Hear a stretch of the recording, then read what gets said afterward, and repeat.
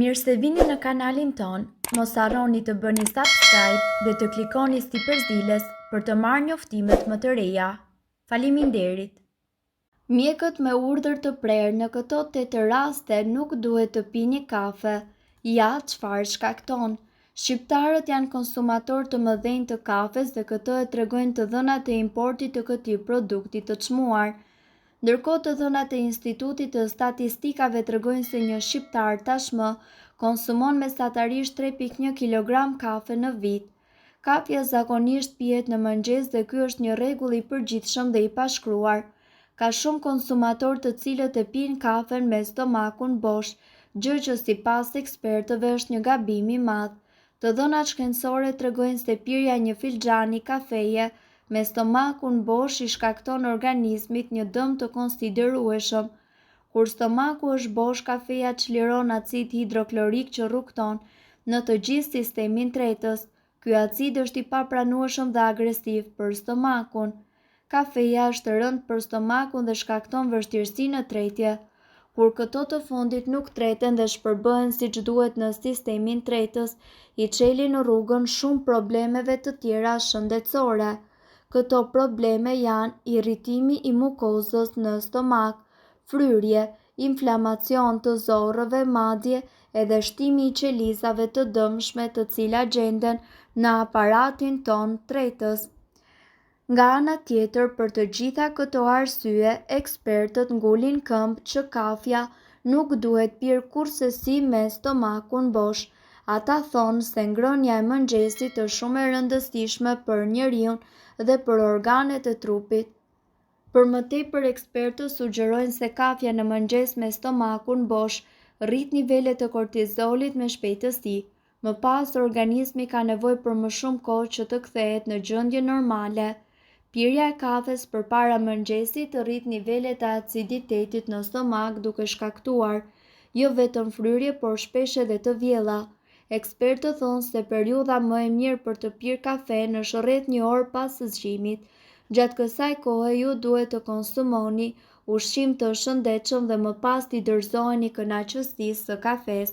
Megjithatë, nëse ju keni nevojë të pini kafen përpara se të hani mëngjes, siguroni së paku që të shtoni pak qumësh dhe ta shoqëroni me një biskot për të zbutur ndikimin e dëmshëm që kafja ka në stomakun bosh. Disa nuk mund ta fillojnë ditën pa pirë një filxhan dhe disa të tjerë e mbajnë gjithmonë tasin e madh. A e dini se kafeja mund të dëmtojë shëndetin dhe trupin tuaj? Ja, cilat janë pasojat negative të kafeinës? Ju bën të dëgjoni zëra. Sipas një studimi të Universitetit të Melbourne-it, kafeja është një lloj pije psikoaktive dhe nëse pini më shumë se 5 filxhan, mund të dëgjoni zëra që në fakt nuk ekziston. Dëmton mëlçin. Sipas një studimi të kryer në Shtetet e Bashkuara të Amerikës nga Instituti Nacional i Diabetit dhe Sëmundjeve Digjestive dhe Sëmundjeve të Veshkave, dozat e vogla të kafes e ndihmojnë trupin të detoksifikohet, por sasia e madhe mundet të ketë pasoja të kundërta dhe të dëmtojë mëlçin. Rrit trysninë e gjakut. Studimi i kryer tregon se kafja stimulon rraje të shumta të zemrës dhe mundet të shkaktojë probleme me frymëmarrjen, të bën nervoz dhe të paarsyeshëm. Një frymëmarrje jo e mirë mundet të pengojë transportimin e mirë të oksigjenit në tru, çka mundet të dëmtojë procesin e vendimarrjes. Shkakton gjithashtu pagjumsi. Kafja mundet që të paksojë me 6 orë kohën e gjumit dhe duhen 24 orë që substanca të largohet përfundimisht nga sistemi juaj. Mos pini asnjëherë kafe para se të flini. Nxit shfaqjen e osteoporozës. Sipas një studimi të Universitetit të Oregonit, kafeja nuk i bën mirë as kockave tuaja. Për të shmangur këtë rrezik, konsumatorët e mëdhenj të kafes duhet të marrin sa më shumë vitaminën D. Nxit urinimin e shpeshtë. Kafja mund të sjellë probleme me fshikëzën e urinës dhe nxit të shkosh shpeshherë të urinosh. Shkakton dhimbje koke. Sipas Association American Heart, konsumatorët e mëdhenj të kafes mund të kenë dhimbje koke, ankth, lodhje, si edhe depresion. Gjithashtu mos na keq kuptoni, ne e duam kafen dhe e dim që është provuar shkencërisht se kafja të zgjat jetën. Studime të ndryshme kanë treguar se kjo pije nuk shërben vetëm për të zgjuar nga gjumi, por ul edhe rrezikun për të prekur nga sëmundjet e këqija, demenca, sëmundjet e zemrës, përshpejton metabolizmin e të tjerë. Por të njëjtat studime sugjerojnë që duhet ta shmangni kafen ose të paktën të kufizoni në raste të caktuara për të shmangur efektet anësore, duke filluar që nga ankthi dhe deri tek rreziku për zhvillimin e sëmundjeve të këqija. Janë rastet kur nuk duhet ta pini kafen. Nëse është shumë e nxehtë, konsumimi i pijeve shumë të nxehta si kafja apo çaj munden që të shkaktojnë sëmundje të këqija të ezofagut dhe gjithashtu mendohet se temperatura dhe jo substanca e pijeve është ajo e cila e shkakton këtë problem, sidomos nëse është mbi 65 gradë Celsius. Prandaj tregoni të durueshëm, mos e pini asnjëherë kafen sapo të hiqet nga zjarri, por lëreni që të ftohet pak. Gjithashtu, ju zë ankthi. Nëse ndiheni pak si në ankth sapo të pini kafe, duhet që të fajsoni këtë të fundit. Kafeina ka një efekt gjithashtu stimulues në sistemin nervor, e cila shkakton edhe lëshimin e hormonit kortizol të stresit. Nga ana tjetër, në këtë rast e përkeqëson edhe më shumë ankthin dhe problemet me gjumin tek personat që vuajnë nga depresioni. Për të minimizuar influencën e kafeinës, përpiquni mos ta teproni me kafen dhe mos pini kafe 6 orë para gjumit. Kur je duke ngordhur për gjumë, kafja mund të duket një zgjidhje shumë e mirë nëse do ta gdhish mëngjesin. Në rast të kundërt, jo. Përpiqu të mos pish kafe para se ju të flini, pasi është e sigurt se nuk do t'ju zërë gjumi. Nëse nuk do të flini të paktën 7 orë në natë, do të fillojnë të shfaqen probleme në shëndet. Mos pini kafe pa gdhir.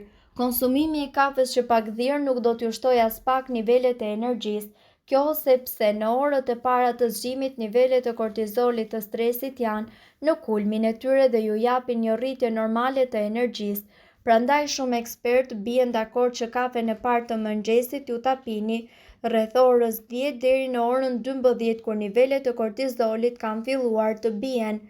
Individët që e kanë të vështirë të mbajnë nën kontroll gjendjes si tensioni i lartë i gjakut, diabeti, refluksi gastroezofageal, duhet që të kenë kujdes me sasinë e kafes që ata pinë. Gjithashtu, kafja e nxehtë me qumësht është një nga kënaqësitë të preferuara të ditës, sidomos kur bie shi dhe temperaturat janë të ulta. Por a e dini se kombinimi i kafes me qumshtin mund të mos ju bëjë edhe aq mirë? Kafja është një pjesë integrale e zgjimit të mëngjesit për 90% të popullsisë botërore dhe shumë prirën të shtojnë dhe qumësht për t'i dhënë asaj shije më të lehtë dhe të këndshme. Megjithatë, sipas ulëmtimeve, kombinimi i kafes dhe qumshtit ka efekte negative në shëndet, sepse kombinimi i kafeinës dhe kazeinës, proteina e qumshtit, krijon pikse në stomak, të cilat janë shumë të vështira për t'u tretur. Kështu, kafeja me qumësht jo vetëm që nuk bëhet më e lehtë, por mundet të shkaktojë edhe intolerancë. Qumshti në kafe shkakton sekretimin e kalciumit përmes urinës, ndërsa rrit sekretimin e kalciumit në zorë. Kafja e thjesht nuk përmban kalori dhe yndyrë.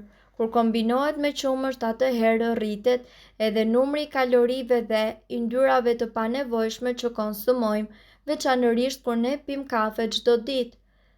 Mirë po, duhet të dini se këto informacione nuk kanë për qëllim të zëvendësojnë ilaçet e përshkruara nga mjeku.